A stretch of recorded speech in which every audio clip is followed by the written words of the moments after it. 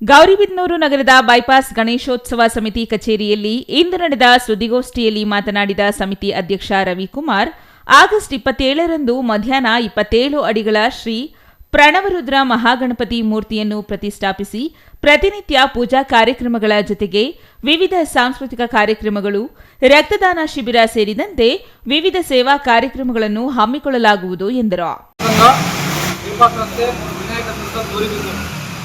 ಸತತವಾಗಿ 22 ವರ್ಷದಿಂದ ಈ ವಿದ್ಯಾಗಣಪತಿ ಕಾರ್ಯಕ್ರಮ ನಡೆಸ್ಕೊಂಡು ಬರ್ತಾ ಇದ್ದೀವಿ. ಪ್ರತಿ ವರ್ಷದಂತೆ ಈ ವರ್ಷನೂ ದಿನಾಂಕ 27/8/2025ರಿಂದ 14/9/2025ರವರೆಗೆ ನಮ್ಮ ಗಣೇಶ ಕಾರ್ಯಕ್ರಮ ನಡೆಸ್ತಾ ಇದ್ದೀವಿ. ಪ್ರತಿ ವರ್ಷದಂತೆ ಈ ವರ್ಷನೂ ಎಲ್ಲರೂ ಸಹಕಾರ ನೀಡಿ ಈ ಗಣಪತಿ ಹಬ್ಬವನ್ನು ಬಹಳ ವಿಜೃಂಭಣೆಯಿಂದ ನಡೆಸಿಕೊಡಬೇಕಾಗಿ ತಮ್ಮಲ್ಲಿ ವಿನಂತಿ.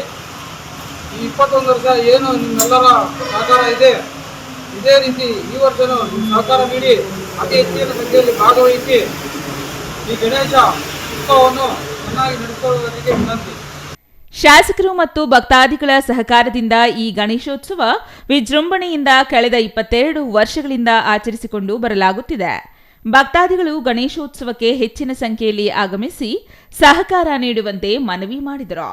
ಸಮಿತಿ ಸದಸ್ಯ ಶಿವಕುಮಾರ್ ಮಾತನಾಡಿ, 22ನೇ ವಾರ್ಷಿಕೋತ್ಸವ ಅಂಗವಾಗಿ 22 ಅಡಿಗಳ ಪ್ರಣವರುದ್ರ Mahaganapati ಪ್ರತಿಷ್ಠಾಪಿಸಲಾಗುವುದು.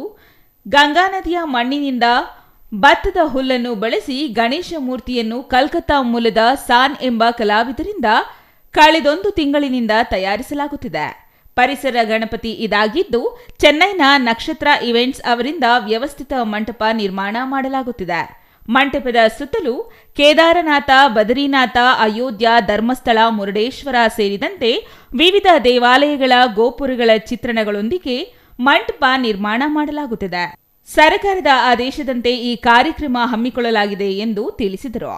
R Ganesh, CTV news, Gauribidanur.